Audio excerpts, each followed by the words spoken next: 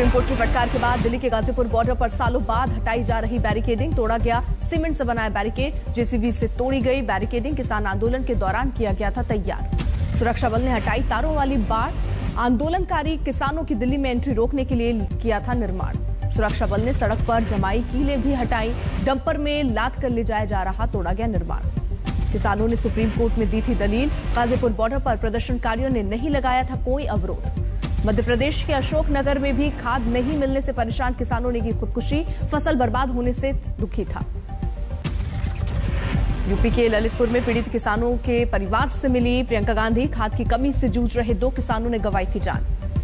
ललितपुर में खाद की लाइन में लगे एक किसान की हुई थी मौत। प्रियंका ने बिलखती पीड़िता के चेहरे पर मला संवेदना का मरहम, हाथ से सहलाकर दिया दुलार।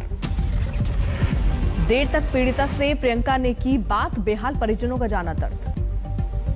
प्रियंका देख पाली कस्बे में जुटी भीड़, प्रियंका ने लोगों से किया संवाद। प्रियंका गांधी के साथ कई नेता और कांग्रेस कार्यकर्ता भी रहे मौजूद।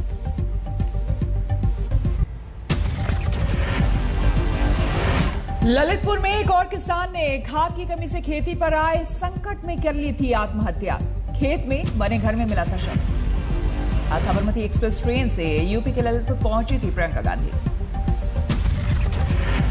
रेलवे स्टेशन से ललितपुर गेस्ट हाउस पहुंची थी प्रियंका गांधी। बाद में कांग्रेस कार्यकर्ताओं के साथ पीड़ित किसानों से मिलने वाली पाली कस्बे के लिए हुई थी रवाना। प्रियंका गांधी ने लखनऊ से ललितपुर के लिए पकड़ी थी ट्रेन। ट्रेन में लोअर बर्थ पर बैठी प्रियंका गांधी लगातार नेताओं से लेती रही थी अपडेट। प्रियंका गांधी ने ललितपुर जाते वक्त लखनऊ रेलवे स्टेशन पर कुलियों से की थी बातचीत, कहा महामारी के दौरान सरकारी उपेक्षा के हुए शिकार। एनसीबी के जोनल डायरेक्टर समीर वानखेड़े पर मंत्री नवाब मलिक के आरोपों की नई किश्त। नवाब मलिक ने प्रेस कॉन्फ्रेंस में किया क्रूज पर मौजूद दाढ़ी वाले शख्स का खुलासा। मंत्री नवाब मलिक के मुताबिक फैशन इंडस्ट्री से जुड़ा है दाढ़ी वाला शख्स, नाम है कासिफ खान, एक बड़े टीवी चैनल का है इंडिया हेड। नवाब मलिक बोले फैशन शोज ऑर्गेनाइज कराने के बहाने ड्रग सप्लाई और पोर्नोग्राफी है काशिफ का धंधा। ऐसे शख्स को समीर दाऊद वानखेड़े ने क्यों नहीं गिरफ्तार किया? उस फैशन में फैशन शो कराता है, उस फैशन शो में धड़ल्ले से ड्रग बेची जाती है, इस्तेमाल की जाती है, बड़े पैमाने पे सेक्स रैकेट चलाने का काम करता है। इसकी गिरफ्तारी क्यों नहीं हुई? नवाब मलिक ने आरोपों में अब आदिल उस्मानी की कराई एंट्री, कहा फ्लेचर पटेल के साथ जुड़ा आदिल उस्मानी भी इंपोर्ट एक्सपोर्ट के धंधे से जुड़ा हुआ है। इसे भी समीर वानखेड़े ने कई केस में बनाया पंच, खंगाल रहा है उसकी कुंडली।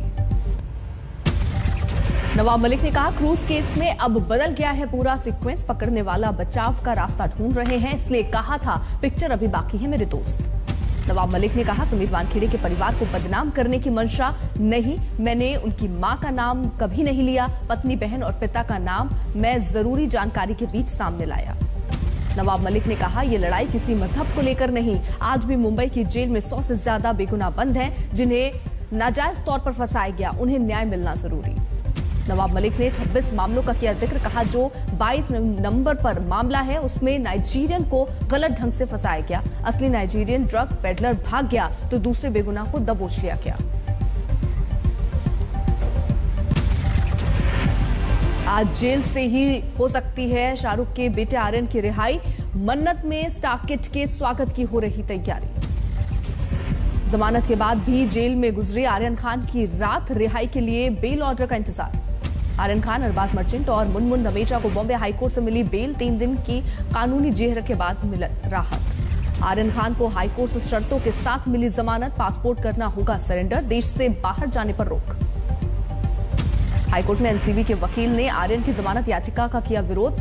एएसजी बोले लगातार ड्रग पेडलर के संपर्क में था आरोपी।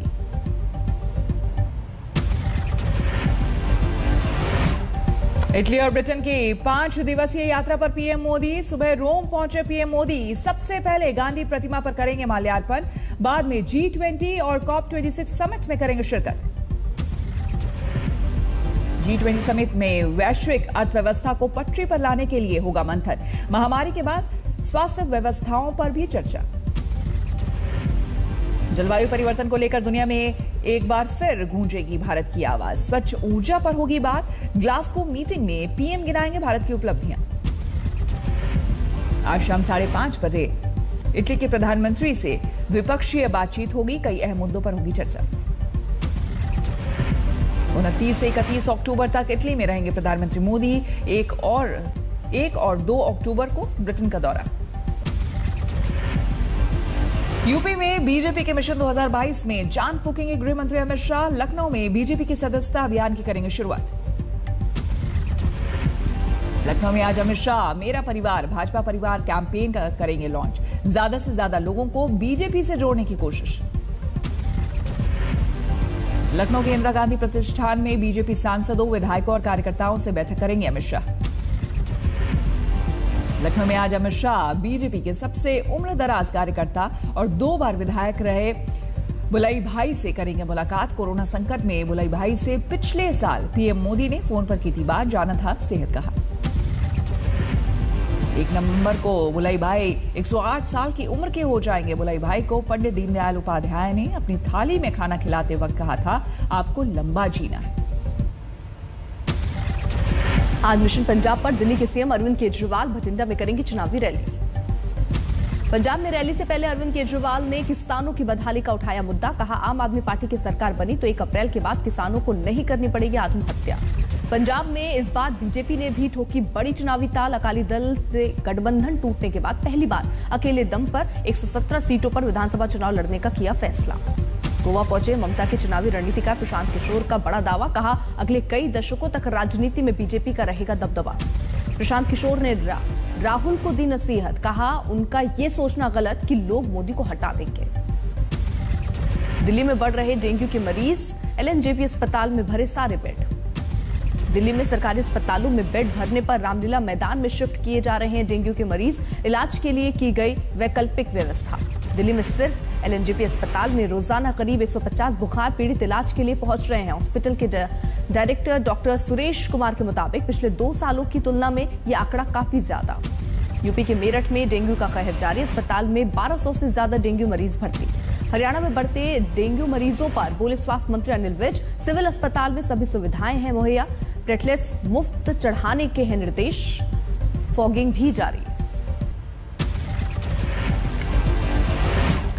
पेट्रोल डीजल के दामों में फिर 35 पैसे का इजाफा। दिल्ली में पेट्रोल 108 रुपए 64 पैसे लीटर हुआ। दिल्ली में महंगाई का शतक लगाने की ओर बढ़ा डीजल। 1 लीटर डीजल का दाम 97 रुपए 37 पैसे। बालाघाट में रिकॉर्ड तोड़ ऊंचाई पर पहुंचा पेट्रोल का दाम। 1 लीटर पेट्रोल 120 रुपए का हुआ। बालाघाट में डीजल ने भी महंगाई की पिच पर चढ़ा शतक। 1 लीटर डीजल का दाम 109 रुपए हुआ। महंगाई से त्राहिमाम कर रही है जनता। डीजल पेट्रोल के दामों में लगी आग के बीच जनता को फल सब्जियों की महंगाई का भी करना पड़ रहा सामना। यूपी के फतेहपुर में दर्दनाक हादसा। फैक्ट्री में बॉयलर फटने से पिता पुत्र की मौत।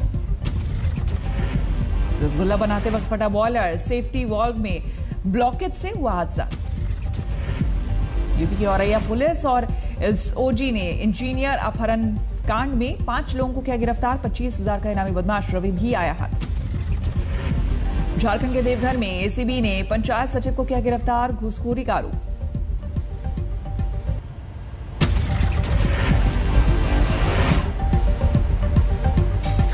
मेरठ में स्वच्छता का संदेश देने पहुंचे मंत्री महंगे पेट्रोल डीजल के सवाल पर भड़के। कहा, सिर्फ साफ सफाई पर होगी बात।